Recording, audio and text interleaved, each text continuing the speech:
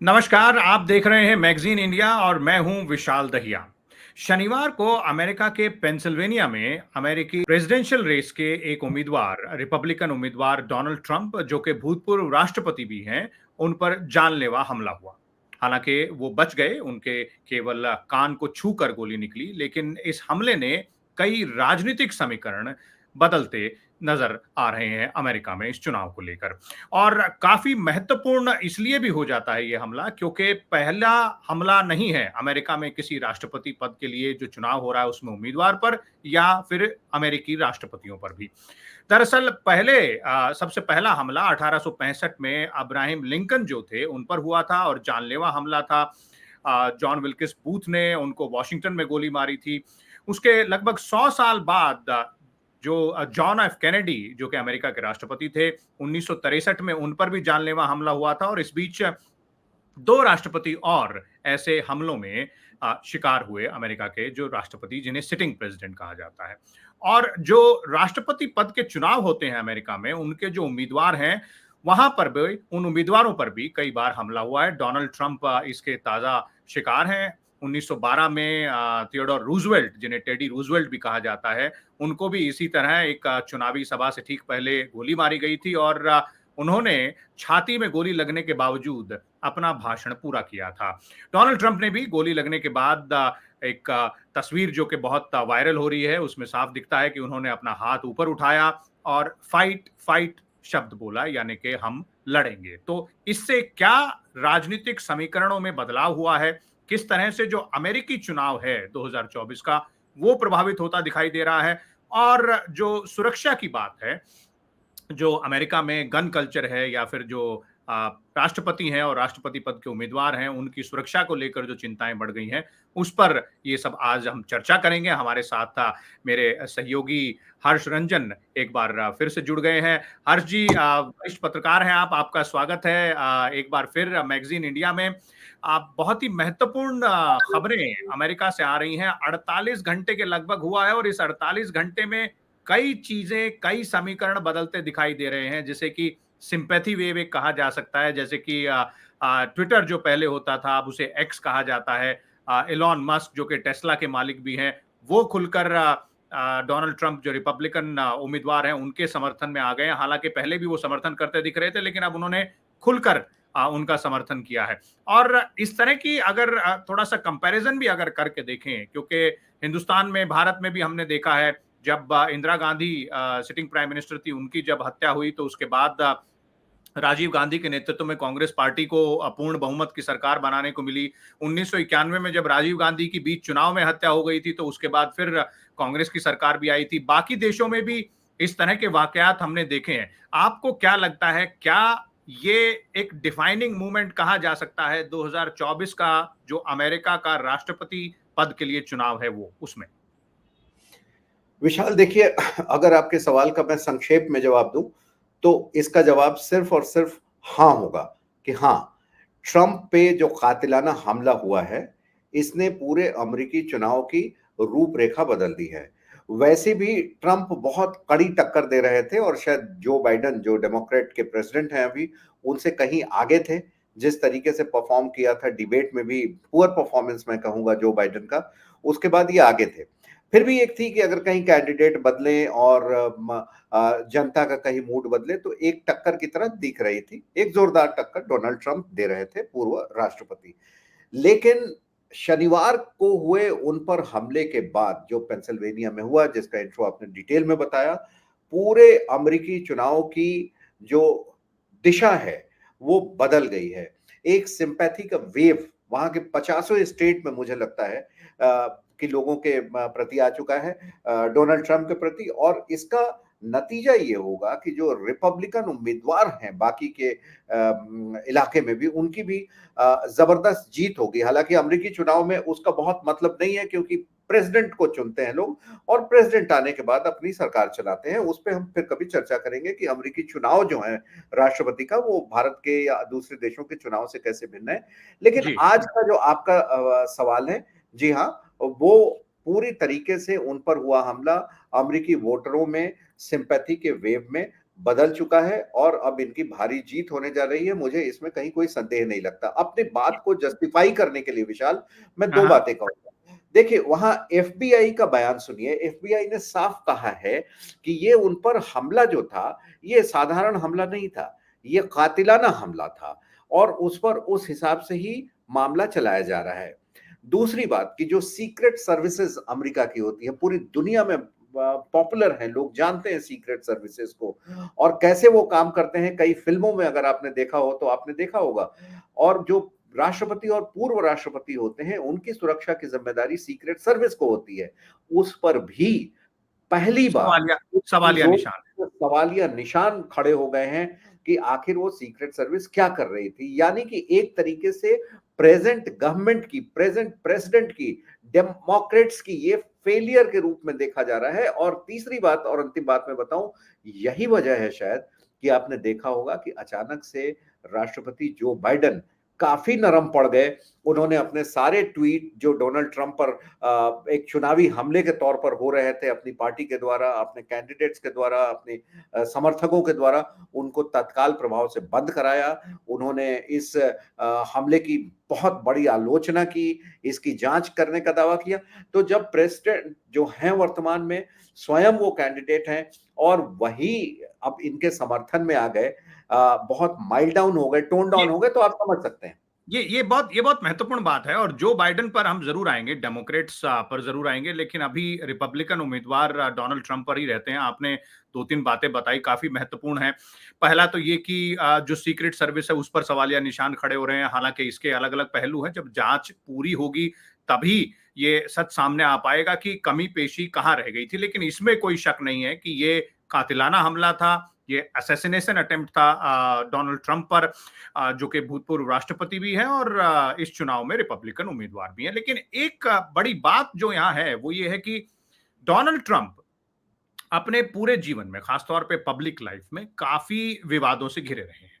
जब राष्ट्रपति थे तब भी, राष्ट्रपति के चुनाव के दौरान भी, और उसके बाद अब जब जो बाइडेन पिछला चुनाव जीते 2020 का, और उसके बाद का जो समय हमने देखा लगभग 3 साल का, उसमें भी उनके राष्ट्रपति कार्यकाल के दौरान इम्पीच करने की 2 बार कोशिश की गई उनको। उसके बाद जब वो 2020 में चुनाव हारे तो कैपिटल हिल पर जो घटना हुई, वहां पर उसको लेकर भी उन पर सवालिया निशान उठाए गए, मुकदमा भी चला। उसके अलावा भी कई मुकदमे चल रहे हैं, उनके जो बयान कई रहे हैं उनको लेकर वो कई विवादों में रहे हैं।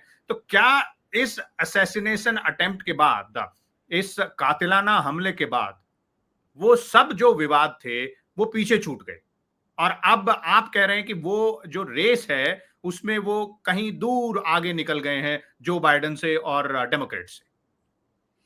बिल्कुल, देखिए, अमेरिकी चुनाव में मात्र 100 दिन ही बचे हुए हैं और 100 दिन बहुत कम होते हैं। यानी 3 महीने 10 दिन आप इसको मान लें बचे हुए हैं।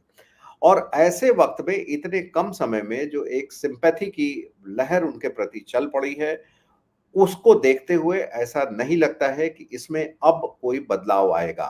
पहली चीज।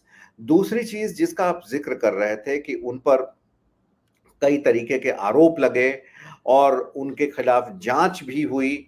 आ, तो ये सारी चीजें इस वजह से हुई कि देखिए, ट्रंप जो है मूल रूप से एक बिजनेसमैन थे और बिजनेसमैन होने के साथ साथ वो राजनीति में भी आए।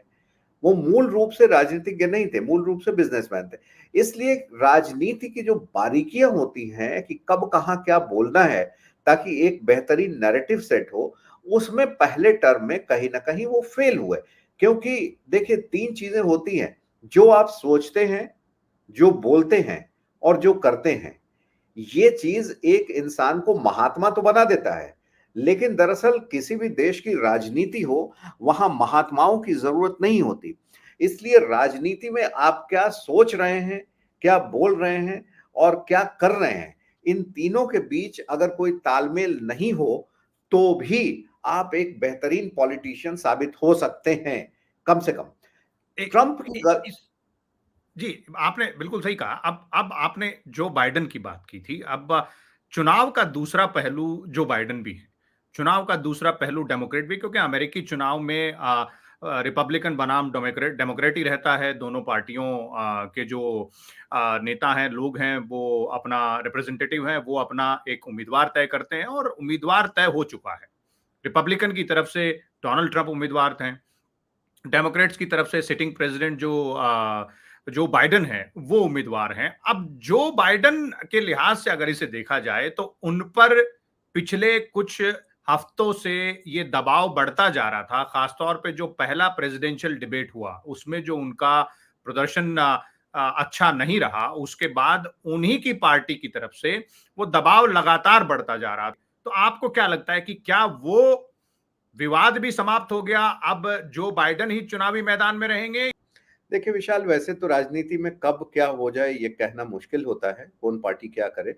लेकिन वर्तमान परिस्थितियों को देखते हुए मुझे लगता है कि इस घटना के बाद, जो कि एक टर्निंग पॉइंट कह सकते हैं आप, अमेरिकी इलेक्शन के दौरान उसके पहले की घटना, क्योंकि इतिहास में जाएगा। और आप बता रहे थे कि कब-कब, किन-किन प्रेसिडेंट्स पर हमला हुआ, किन-किन कैंडिडेट्स पे हमला हुआ। मुझे लगता है कि किसी भी पूर्व राष्ट्रपति पर 42 साल बाद इस तरीके का हमला हुआ है। रोनाल्ड रीगन पे मुझे अगर ध्यान आ रहा है सही, जी, 1982 बिल्कुल। में इस तरीके के हमले की कोशिश की गई थी।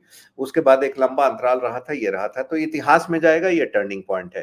तो ऐसे में अब मैंने पहले ही कहा कि 100 दिन बचे हैं वहाँ के चुनाव में। मुझे नहीं लगता है कि डेमोक्रेट्स अपने candidate sitting president Joe Biden को हटाकर अब वहाँ के मतदाताओं के बीच में किसी भी तरीके का कन्फ्यूजन क्रिएट करना चाहेंगे।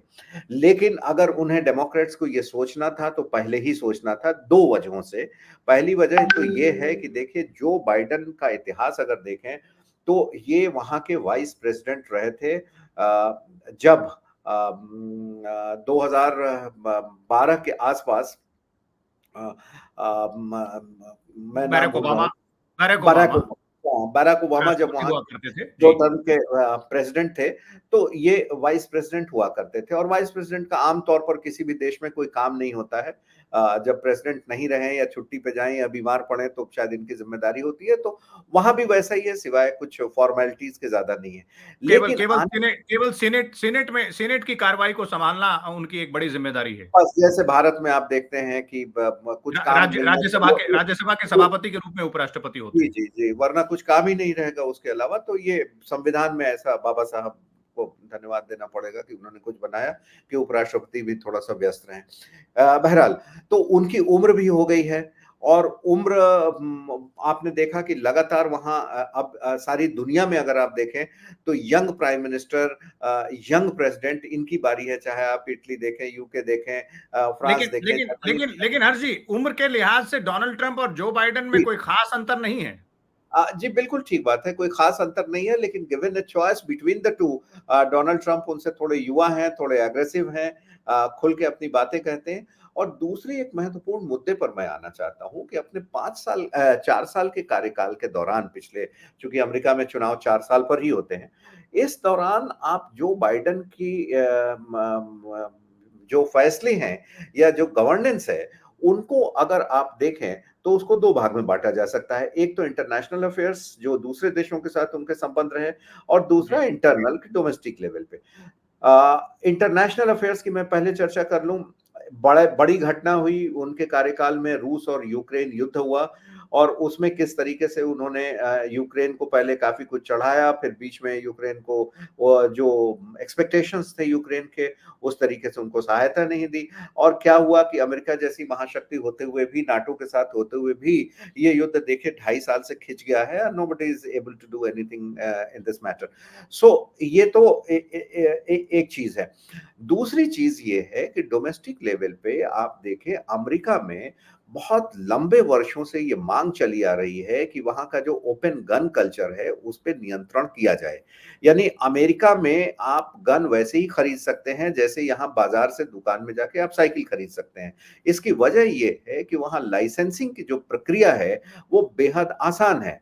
खुद की सुरक्षा के लिए आप एक सर्टेन एज से, कोई भी युवा जो इस 20-22 इसकी साल का है। इसका इसका एक और बहुत महत्वपूर्ण कारण है, वो ये है कि अमेरिका में जो गन लॉबी है, आर्म्स लॉबी जो है, वो बहुत ही प्रभावी है और वो दोनों ही दल जो हैं, रिपब्लिकन और डेमोक्रेट, उनको प्रभावित करने में सक्षम है, क्योंकि 4 साल जब डोनाल्ड ट्रंप राष्ट्रपति रहे, तब भी गन कल्चर या गन वायलेंस को लेके कोई बड़ा कानून पास नहीं हो पाया, सिर्फ बातचीत ही बिल्कुल, होती रही।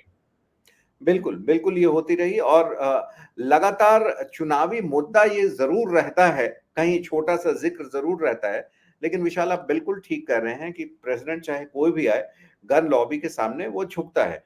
तो हाल के दिनों में अगर आप पिछले 1 साल का ही देखें, तो किस तरीके से मास किलिंग होती है क्योंकि अमेरिका में इस तरीके के हताश, निराश युवा बहुत होते हैं और अक्सर आप देखेंगे कहीं चर्च में घुस गए, किसी स्कूल में घुस गए, किसी मॉल में घुस गए और अंधाधुंध गोलियां चलाकर निर्दोष लोगों की हत्या कर दी। तो ये वहां के सरकारों के एजेंडे में तो है, लेकिन मुझे अब लगता है कि ट्रंप ने गिरते-गिरते कान में गोली लगने के बाद क्योंकि वो बाल-बाल बचे हैं और जब हम कहते हैं बाल-बाल बचे हैं तो उसी मोमेंट पे अगर उन्होंने अपना सर घुमाया नहीं होता किसी को देखने के लिए उस भाषण के दौरान, तो निश्चित तौर पर गोली उनके सर पे लगती। उन्होंने चूँकि सर घुमा लिया इसलिए कान को छूते हुए गोली निकली और इतनी घातक वो गोली थी कि आप देखिए कि हल्का सा टच भी उसको उनको लहू-लुहान कर गया और उनके चेहरे से खून की टपकती बूंदें साफ तौर पर विजुअल्स में जो वहाँ जी। फोटोग्राफी हो रही थी उस पे देखा जा सकता है। तो मुझे लगता है कि ये गन कल्चर भी पहले जो बाइडेन ने भी प्रॉमिस किया था कि इस पे देखेंगे, नहीं देख पाए। इस तरह की चीजें। दूसरे, आपको थोड़ा-सा फाइनेंस में ले जाना चाहूँगा विशाल। अमेरिका में देखिए कि लगातार फेडरल रिज़र्व जो वहाँ का रिज़र्व बैंक है, सेंट्रल बैंक है, पिछले 3 वर्षों से महँगाई को कंट्रोल करने के लिए लगातार ब्याज की दरें जो हैं, वो बढ़ाता जा रहा है, बढ़ाता जा रहा है। आम तौर पर अमेरिका जैसे विकसित देश में जो ब्याज की दरें होती हैं, 0 से लेके 0 दशमलव कुछ प्रतिशत तक ही होती हैं, 1 के ऊपर कभी गई नहीं। लेकिन हम लगातार देख रहे हैं कि 2 से ऊपर 3 के आसपास वहाँ ब्याज दरों को रखना पड़ रहा है फेडरल रिज़र्व को। ये भी जी। वहाँ की इंगित करता है कि किस तरीके से वहाँ की जो अर्थव्यवस्था है, वो बहुत कठिनाई से सँभाली जा रही है। जिसे तो भारत का उदाहरण देके मैं कहना चाहूँगा कि यहाँ के रिज़र्व बैंक ने बहुत ही अच्छा बैलेंसिंग एक्ट किया और क्योंकि जब भी आप रेट्स को बढ़ाते हैं, तो आपका ग्रोथ जो है, वो अफ़ेक्टेड होता है, ग्रोथ जी, कम होता बिल्कुल, है। समझ बिल्कुल। गए? अब क्योंकि और लोग लोग बैंकों में पैसा जमा करते हैं। यानी यानी कि जो जो डोमेस्टिक कारण हैं, वो बहुत महत्व रखते हैं यहाँ पर। इन सब बातों पर हम चर्चा करेंगे। हर्ष जी, आपका बहुत-बहुत धन्यवाद जुड़ने के लिए आज। और आपने सही कहा कि अमेरिकी चुनाव किस तरह से होता है, ये अपने आप में एक जटिल प्रक्रिया है। अमेरिकी चुनाव में और आगे चलकर क्या होने वाला है, ये भी बहुत दिलचस्प होने वाला है। और अमेरिकी चुनाव जब होगा, तो उसके नतीजे क्या आएँगे और उसका विश्व पर क्या प्रभाव पड़ेगा, केवल अमेरिका पर नहीं, उस पर भी हम चर्चा जारी रखेंगे अपने चैनल मैगजीन इंडिया पर। आप जुड़ते रहिए हमारे साथ इसी तरह के फैक्चुअल एनालिसिस, डिटेल्ड एनालिसिस के लिए और कई दिलचस्प बातें जानने के लिए, जो कि शायद आपको कहीं और देखने को ना मिले। लाइक करिए हमारे वीडियोस, सब्सक्राइब करिए और शेयर भी कीजिए। धन्यवाद।